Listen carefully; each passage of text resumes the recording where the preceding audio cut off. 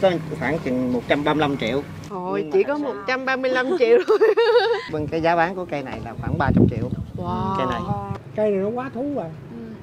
Hóa thú luôn chú. Cây này giờ phải mấy tỷ à. Anh camera anh quay kỹ kỹ giùm em. Xin chào mọi người, hiện tại đang là 5 giờ sáng và Duyên đang chuẩn bị đi đến làng hoa của chợ Lách Bến Tre. Từ đây đến đó thì mất khoảng 1 tiếng 30 phút. Duyên thích đi vào buổi sáng bởi vì buổi sáng thì những bông hoa nở rất là đẹp. Bây giờ mọi người hãy cùng theo chân Duyên nha.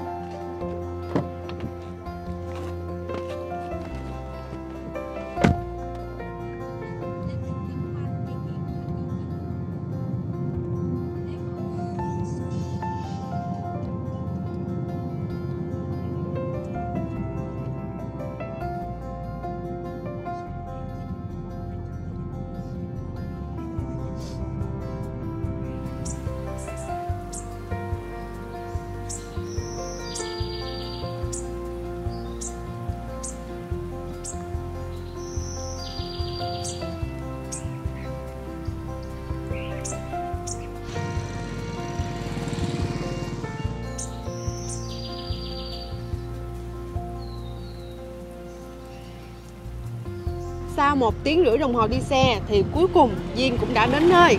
Hiện tại thì Duyên đang có mặt tại con đường hoa được xác lập kỷ lục dài nhất Việt Nam, Bến Tre quê của Duyên đó nha.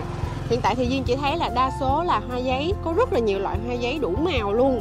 Duyên nghĩ chắc là có thể là những cái khu vực hoa khác thì nó sẽ ở những cái khu vực khác á, hoặc là có thể là chưa có cận Tết lắm cho nên là nó chưa có nở rộ nhiều. Thì bây giờ mình sẽ tìm một bạn để hướng dẫn mình đi đến nhiều nơi khác hơn nữa nha.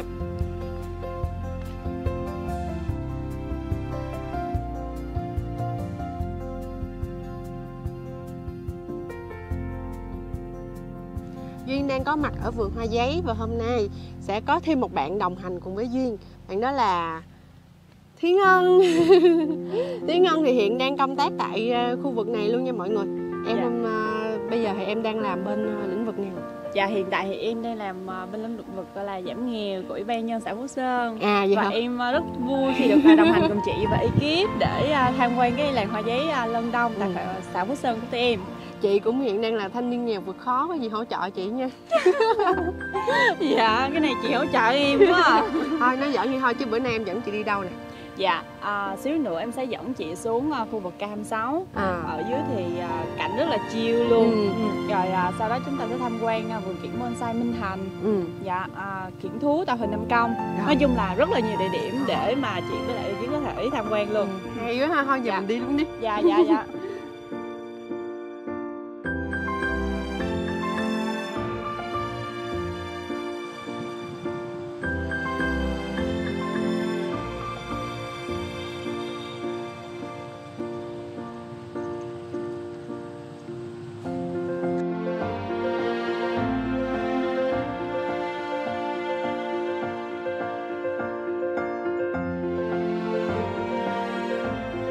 Giới thiệu chị, đây là anh Phong, chủ vườn hoa giấy. Chào em. Dạ, em chào anh.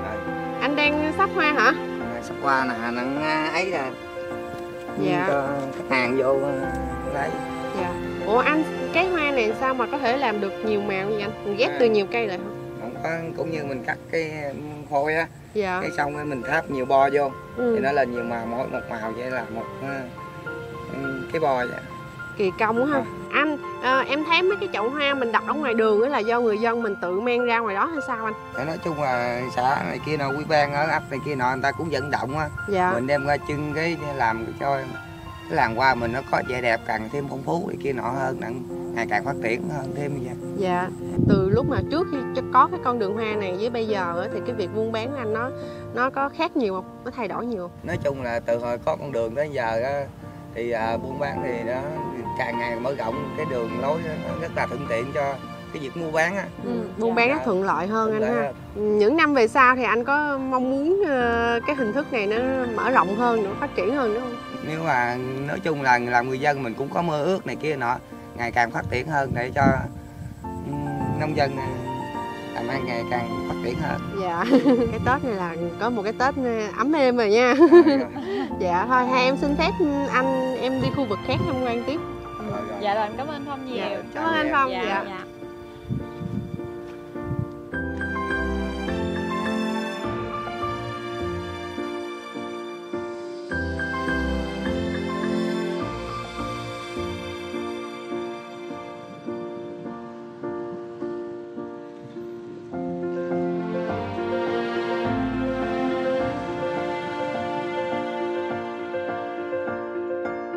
Ở đây chị thấy trồng nhiều hoa giấy quá em ha. Dạ đúng rồi, đây là làng hoa giấy của Phú Sơn á chị. Làng hoa giấy thì ở ấp Lân Đông, xã Phú Sơn. Vậy thì cái trên đây là cái con đường 15 km là trên xã này thôi hả em? Dạ, con đường 15 km đó là sẽ sự kết hợp của 3 xã Vĩnh Thành, Vĩnh Hòa và Phú Sơn. Vậy hả? Chị cứ tưởng là 15 km là trên một xã. Dạ không có, và hiện tại thì mình đang đứng ở xã Phú Sơn là một trong những cái con nằm trong cái tuyến đường hoa giấy đó chị. Chắc là ở Phú Sơn là tập trung nhiều nhất đúng không em? Dạ đúng rồi, Phú Sơn là có nhiều hoa nhiều nhất luôn. Chị bây giờ em sẽ dẫn chị vào tham quan một vườn bonsai hoa giấy. Đây là cũng là một trong những vườn bonsai mà nổi tiếng nhất ở Phú Sơn. Chà lách. Em với chị cùng đi vô đây ha. Đi đi em. Dạ.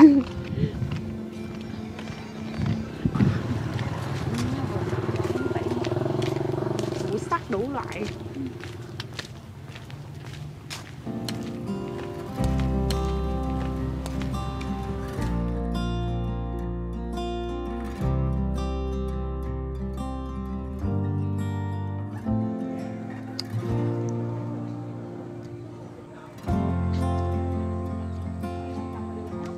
Chị, anh ấy kìa. Dạ, anh Nhã. Dạ, em chào anh. Em chào anh. Dạ, hôm nay em có dẫn chị Khả Lam Chiều đến tham quan cái cơ sở kiểng bonsai hoa giấy của mình. Dạ, còn đây là anh Nhã, chủ vườn kiểng ở đây á. Dạ.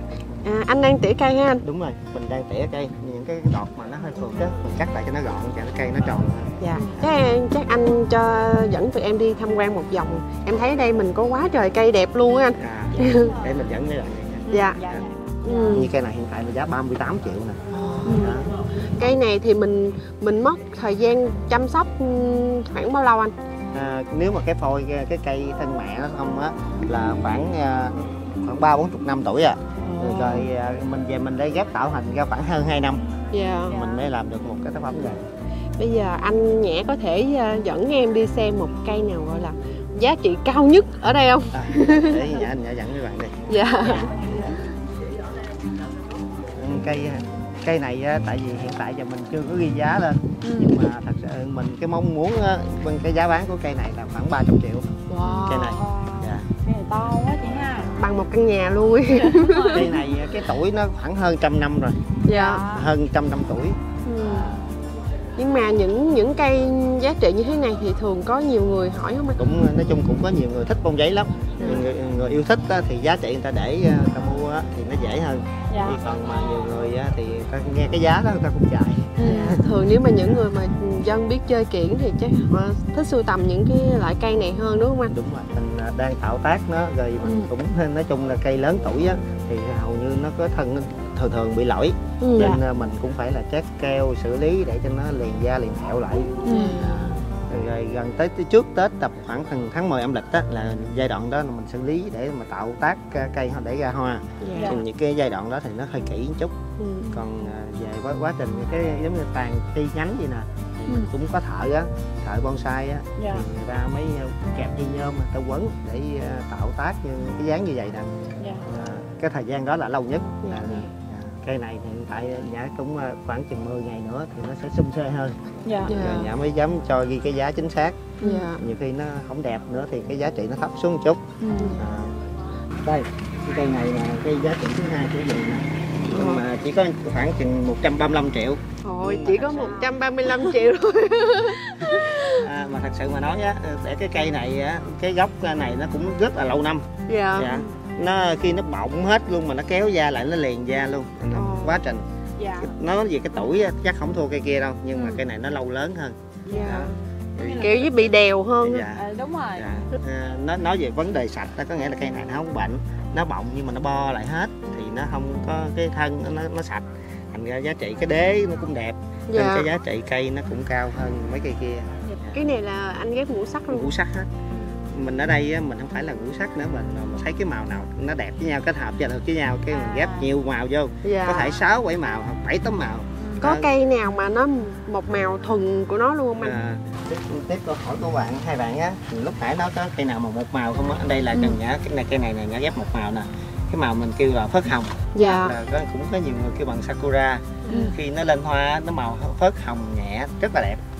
Mà đặc biệt cây này cái dáng nó cũng lắc léo vậy đó, nên mà gốc cũng đẹp, nên giá trị nó thì cũng là 40 triệu.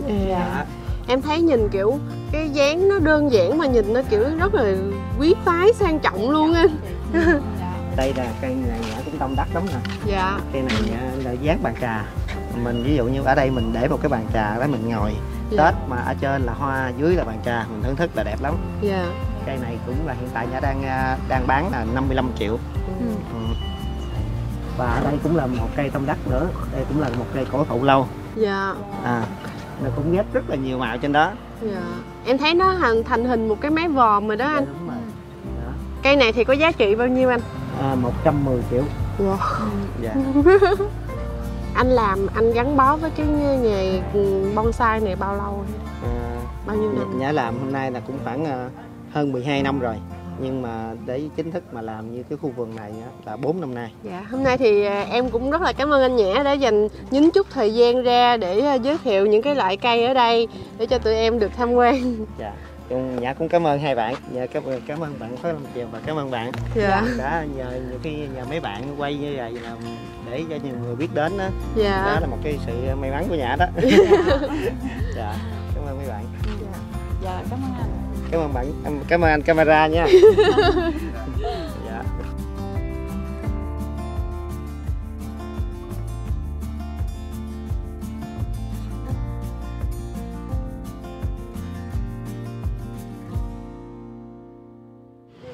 Rồi, ở đây chưa gì hết mà thấy bán quá trời đồ luôn ha. Một xíu nữa chị phải ra đây mua ít cái nồi về nhà nấu.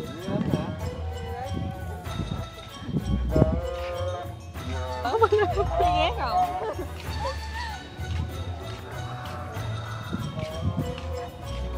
Ngon quá. Kem tử thơm. Dạ, em ăn kem gì? Kem này đi. Ok chị. Cho 2 cây này đi chú. Cho con sô-cô-la đi. Rồi cái gì con 7 màu, phải 7 màu. 7 màu có đó. Bao nhiêu cây vậy anh? Cây 10.000. Dưới quê em bán có 2.000 cây à? Rất lâu lắm rồi. Bây giờ mà mỗi buổi sáng thức dậy là nó khác hết trơn rồi. Kem ngon lắm, kem đặc biệt. Em gửi tiền.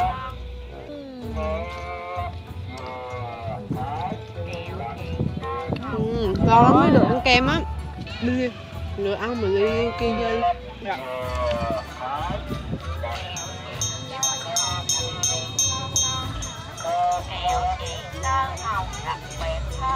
Duyên đang có mặt tại khu đất K26. Ở đây trồng rất là nhiều loại hoa luôn. Có bông vạn thọ nè, mồng gà nè, phượng vĩ nè, cúc mâm xôi nè. Rất là nhiều loại hoa có mặt ở đây luôn.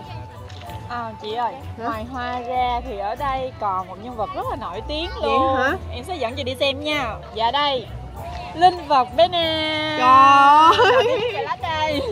Nghe danh đã lâu hôm nay mới được gặp. Mình phải làm một tấm hình check in với nó. Dạ đúng rồi chị. Đổi kiểu của chị đẹp.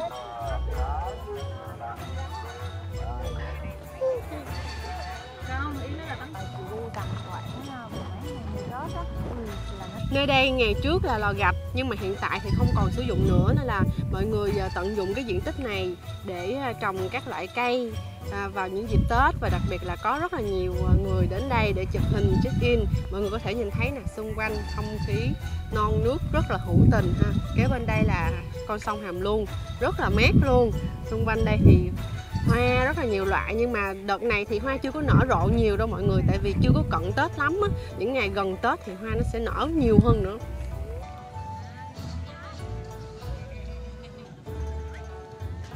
Trong lúc mà đi dạo vườn hoa thì vô tình mình bắt cóc được một anh là van của Khói Lâm Triều, nên là mình phải tranh thủ phỏng vấn anh. Anh ơi, anh ở đâu anh? Anh ở Tân Phú. Tân Phú hả? Ủa, hôm nay mình đi với gia đình xuống đây ha anh? Hồi xưa cũng có đi mua kiển ở dưới đây rồi, nhưng mà lần này lần đầu đi xuống đây coi lễ hội hoa nè. Dạ. Anh đi mấy cái khu vực ngoài kia chưa? Có, anh đi chỗ khai mạc á, rồi dạ. chỗ này là chỗ thứ hai. Dạ. Rồi anh thấy cảm nhận ở khu vực Chợ Lách này thế nào? Thấy dưới quê yên bình rồi xong mát mẻ. Dạ. Nói chung là không khí thoải mái lắm. Dạ. Cảm ơn anh với những cái chia sẻ gần gũi, thì chúc cho anh với gia đình là năm mới sẽ có thật là nhiều sức khỏe, luôn vui vẻ và bình an anh ha. Dạ. Rồi, cảm ơn anh. Chúc dạ. em cũng vậy nha. Dạ.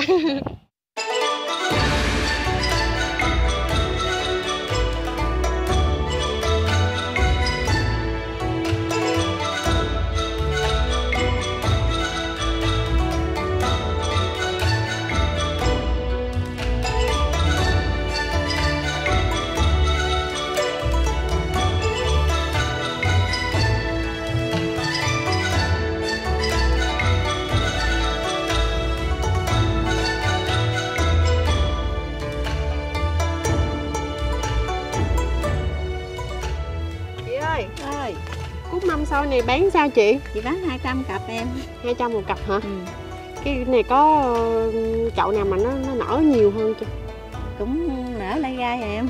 Chúc chị lựa cho em một cặp nở thiệt là đẹp nha. Đem về nhà em trưng Tết. Chị, cái bông này chăm sóc cực không chị? Cực lắm luôn. Vậy hả? Mình 6 tháng nè. Ồ hả? Mình phải trồng tới 6 tháng mới được một chậu bông vậy hả? Đúng rồi. Rồi lúc đầu thì cái công đoạn đầu tiên là mình làm mình gieo hạt giống. Mình mua con, mình tự làm cả giống ở nhà. Dạ. Rồi mình cắt ra mình cặm. Dạ. Mình cặm cái mình trồng. Là từng công đoạn đó cụ thể là sao chị? Cắt rồi cái mình cặm để trong mát á, 20 ngày mới ra thùng. Kỳ công quá ha. Tầm này thì khoảng bao lâu nữa thì nó nở rộ hơn chị? Cả lối 28 là nở hết luôn. Mình trưng được bao lâu chị? Trưng hoặc 1 tháng hoặc hơn tháng nữa. Vậy hả? Dữ vậy hả? Vậy là chưa qua Tết luôn rồi cũng còn rồi. Luôn đúng không? Đúng rồi. Em thấy dịp này, đợt này ngay mùa lễ hội á, thấy người ta đi tham quan quá trời luôn, thì ở nhà bán được bông nhiều không chị? Cũng được, sớm ra được cũng hơi ngon. Ngon đúng không? Ngon hơn những năm trước phải không? Đúng rồi, ngon hơn những năm trước. Dạ. Mấy ngày nay là bán được lắm ha. Mấy ngày nay bán được nè. Dạ. Còn mấy bông này là khi nào chị bán lẻ ở đây hay là? Cái này thương lái mua rồi, trồng rồi. Dạ. Là cứ 20 người ta lấy. Tới 20 người ta lấy luôn. Rồi thời tiết đợt này em thấy nó hơi lạnh vậy thì nó có ảnh hưởng gì tới bông của mình không chị? Nó cũng thuận. Thuận hả? Thuận bông. Không có vấn đề gì hết đúng không? Nhưng tí nữa chị lấy cho em một cặp nha. Rồi. Về em để nha. Chị lấy cho em 2 bó này nha. Dạ.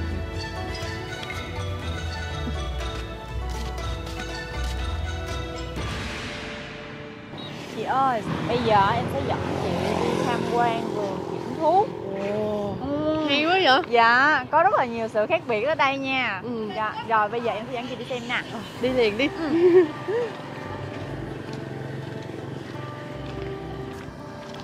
Dạ, chú Năm ơi. Con chào chú. Dạ, con chào chú. Dạ. Chị, giới thiệu với chị, đây là chú Năm, một trong những nghệ nhân đầu tiên ở Bến Tre của mình, nổi tiếng về tạo hình kiểng thú. Dạ. Dạ, hôm nay chú sẽ dẫn mình đi tham quan cái khu vườn kiểng thú của chú Năm. Dạ. Vậy dạ.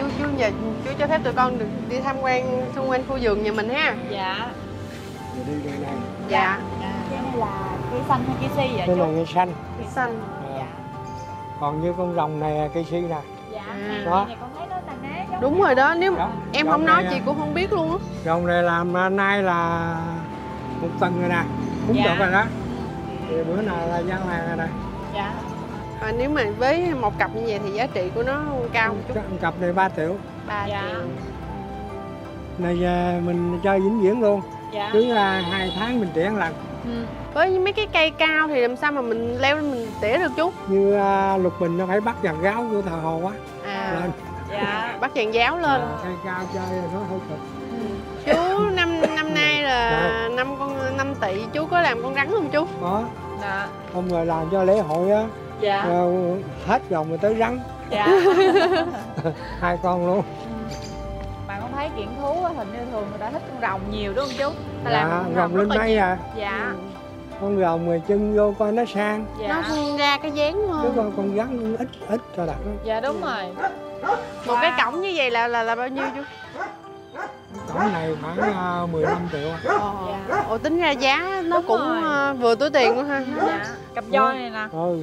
Quá đẹp luôn. Nó phải bự, cái này đi còn sửa lại. Thì Dạ. nó để trong mát không được. Dạ. Trong mát rồi mới chết nhánh. Dạ. Nó mình nắng chừng nào tốt nãy à. Ừ. Đó. Cái này chắc kỳ công nhất là cái phần tậu, cái khung của nó đúng không chú? Là cái sung nó sắc nhiều. Dạ. Còn cái con nó khủng long. Dạ. Khủng long bảo chú. Khủng long ghe bỏ xác này. Nhưng mà nó bị diệt chủng rồi hình rồi còn quay lại. Dạ. Này cũng khách đặt luôn hả chú? À.